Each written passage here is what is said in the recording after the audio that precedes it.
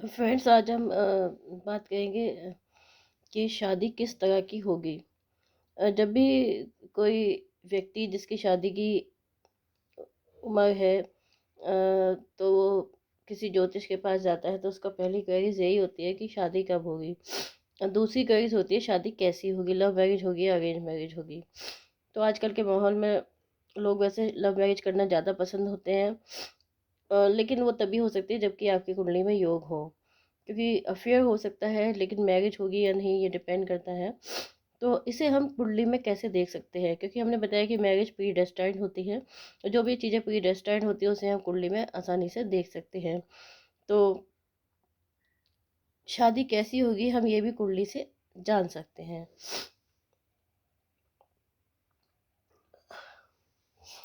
तो जैसा कि मैंने बताया कि व्यक्ति जो भी आता है किसी ज्योतिष के पास, तो उसकी सबसे पहली जो क्वेरीज जो होती है वो यही होती है कि शादी कब होगी, अरेंज होगी या लव होगी। ठीक है ना। तो ये सब हम कुंडली से जान सकते हैं, हॉरोस्कोप में आसानी से देख सकते हैं। अब हम इसमें देखते हैं कि जो शादी के लिए कौन सा मेन हाउस होता है। तो शादी के लिए जो मेन हाउस होता है वो होता है सेवेंथ हाउस। सेवेंथ हाउस जो होता है वो आपके हस्बैंड का होता है, वाइफ का होता है, फिर और पार्टनरशिप का होता है। किसी भी तरह की पार्टनरशिप हो, चाहे वो अ, पति हो, पत्नी हो, चाहे बिजनेस हो, वो सब इसी से देखा जाता है। और जो शादी का सुख है वो आठवें घर से देखा जाता है। ठीक है। इसी में जो फिफ्थ हाउस होता है वो संतान के लिए होता है, प्रेम के लिए होता है, रोमांस के लिए होता है। और जो सेकंड हाउस होता है वो होता है आपका परिवार का। क्योंकि जब भी आप शादी करते हो तो आपकी कुंडली में जो आपकी फैमिली में एक एडिशन होता है। ठीक है ना। आपका वाइफ या हस्बैंड जो है घर में आते हैं, तो इसलिए सेकंड भाव भी देखा जाता है। और जो ट्वेल्थ हाउस होता है वो होता है आपके बेड प्लेसेस का। ये भी बहुत इंपॉर्टेंट होता है शादी के लिए।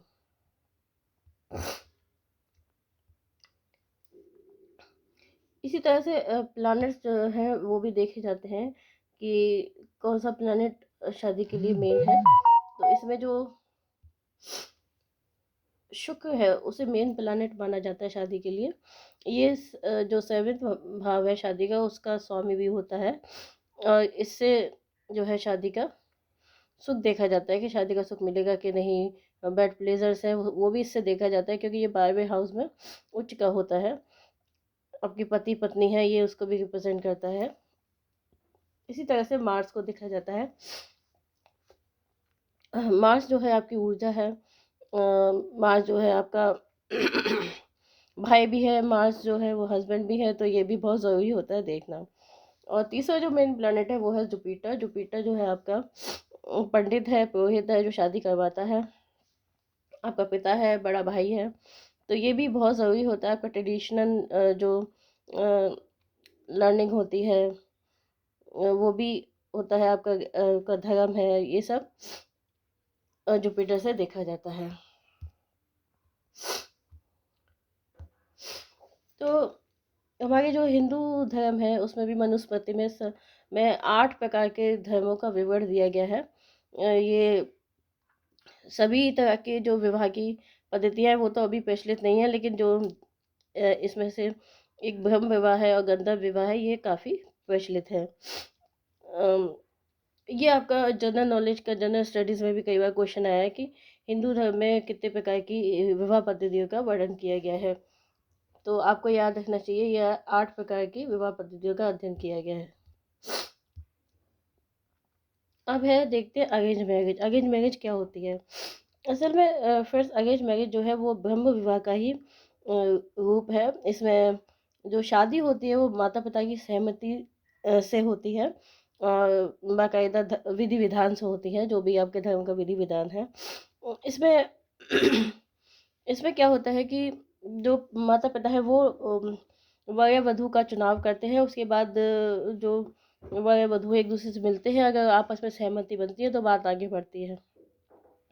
अब जैसे वर का चुनाव करना है तो पिता जो वर का चुनाव करता है वो उसकी एजुकेशन, उसकी जो जॉब है, उसका जो सामाजिक स्टेटस होता है, समाज में जो उठना बैठना है, वो सब देखा जाता है, कैरेक्टर वगैरह, और उसके बाद उसके बेस पे उसका चुनाव किया जाता है। तो इसे हम परंपरागत तरीका है उस शादी का, वो है ये। दूसरा है लव मैरिज।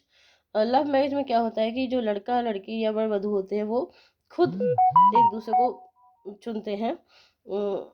आज के टाइम में लव मैरिज काफ़ी हो गई हैं। इसका एक कारण ये है कि जो समाज द्वारा आज़ादी दी गई है लड़के लड़की को, उसका कारण ये है क्योंकि लड़कियां भी आजकल लड़कों की तरह पढ़ती हैं, जॉब करती हैं, तो इस ये आज़ादी के कारण ही वो एक दूसरे को चुनते हैं और शादी करना पसंद करते हैं। ये कोई नया तरीका नहीं है, प्राचीन काल में भी गंधर्व विवाह के रूप में ये प्रचलन में था। अब है जो मेन प्लैनेट्स हैं जो कि शादी के लिए मुख्य रूप से उत्तरदायी होते हैं, उसमें जो आपका फर्स्ट है सेवन्थ हाउस, सेवन्थ लॉर्ड। और सेवन्थ हाउस को हम इस तरह से देख सकते हैं जैसे कि आपका एक मैरिज होम होता है, ठीक है, ये आपका मैरिज होम हो गया। अब यहाँ पे एक वधु होगी यानी वीनस हो गई, ये वीनस हो गई,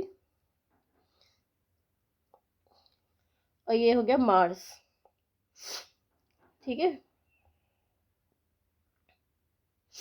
ये मार्स है, यानी कि वर हो गया। अब आपको इन दोनों की शादी कराने के लिए क्या चाहिए होता है? एक चाहिए होता है पंडित, तो ये हो गया आपका जुपिटर, पंडित हो गया या माता पिता हो गए, ठीक है। तो इस तरह से हम देख सकते हैं जो मेन प्लैनेट्स होते हैं, वर वधु और पंडित, और एक जगह चाहिए होती है, तो सेवन्थ हाउस सेवन्थ लॉर्ड, ठीक है। नेक्स्ट है planets and houses responsible for arrange marriage.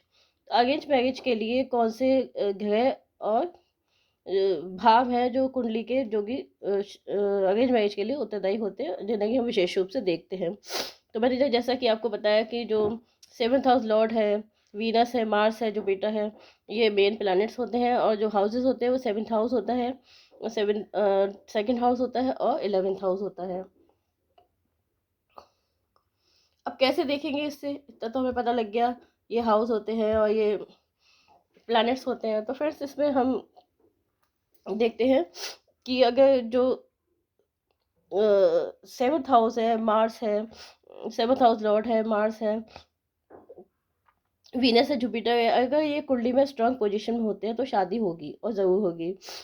अगर इसी तरह से अगर सेकंड हाउस है, सेवन्थ हाउस है, 11th हाउस है, इनका आपस में संबंध बनता है तो भी शादी अच्छी रहती है। अगर इन तीनों हाउसेस का संबंध जो है ल्यूमिनरीज से बनता है, ल्यूमिनरीज का मतलब है सन मून से बनता है, तो ये अरेंज मैरिज को कंफर्म करते हैं। इसी तरह से अगर वीनस है आपका, अगर वो 4th हाउस है, 9th हाउस है, या उनके लॉर्ड्स हैं, उनसे किसी तरह से कनेक्शन बनाता है, सन से कनेक्शन बनाता है, तो अरेंज मैरिज ही होती है, ठीक है। नेक्स्ट है कि planets and houses responsible for love marriage.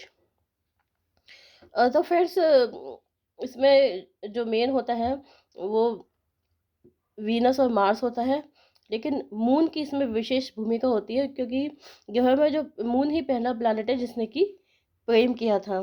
शायद आपको कहानी पता हो, नहीं पता हो तो मैं अपने नेक्स्ट वीडियो में बताऊंगी, ताकि आपको अच्छा लगेगा और जानकारी भी आपकी बढ़ेगी। तो इसमें राहु केतु हैं, ये भी विशेष भूमिका निभाते हैं।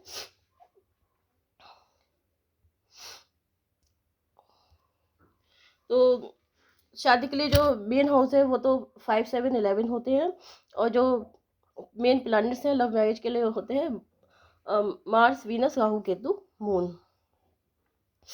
तो फिर इसमें क्या होता है कि जैसे कि 5th भाव का संबंध 7th भाव से बने, चाहे लॉर्ड्स एक्सचेंज कर लें, चाहे एक साथ बैठ जाएं, किसी भी तरह से अगर बनता है तो लव मैरिज ही होती है, ठीक है। इसी तरह से अगर वीनस आपका 5th में बैठ जाए, मून आपका 5th में बैठ जाए, मून और वीनस दोनों 5th में बैठ जाए, और अगर जुपिटर की दृष्टि भी उसमें पड़ जाए तो 100% आपकी लव मैरिज ही होती है। इसमें जो मार्स वीनस है, मून वीनस है, या मार्स मून है, ये सभी लव मैरिज के कॉम्बो होते हैं। तो ये विशेष रूप से देखे जाते हैं। इसी तरह से वीनस का राहु से संबंध भी बन जाता है, तो भी ये आपका लव मैरिज का ही संकेत देता है। तो इस तरह से हम देख सकते हैं कि कुंडली में लव मैरिज होगी या नहीं, ठीक है ना। जहाँ भी मार्स वीनस मून, या Venus moon Mars moon Venus Rahu, इन सब के जो संबंध बनते हैं, और अगर इनका संबंध जो है 5, 7, 11 से होता है, मून वीनस का होता है, मून वीनस अगर 12th में बैठ जाए, ठीक है, मार्स है अगर 12th में बैठ जाता है, तो ये सब भी लव मैरिज के ही संकेत है, या फिर अपनी पसंद से शादी के संकेत होते हैं। ये डिपेंड करता है, पूरी कुंडली देखनी पड़ती है इसके लिए, उसी के बाद हमें पता चलता है। तो फ्रेंड्स, ये था कि ये शादी कब होगी, कैसे होगी, और कितने किस तरह की होगी। तो मुझे उम्मीद है कि आपको ये वीडियो पसंद आया होगा। आपका वीडियो पसंद आए तो इसे लाइक और सब्सक्राइब जरूर करना, और कोई भी आपकी क्वेरीज हो, कोई भी आपका सजेशन हो, तो आप कमेंट बॉक्स में लिख सकते हैं। Okay friends, thank you.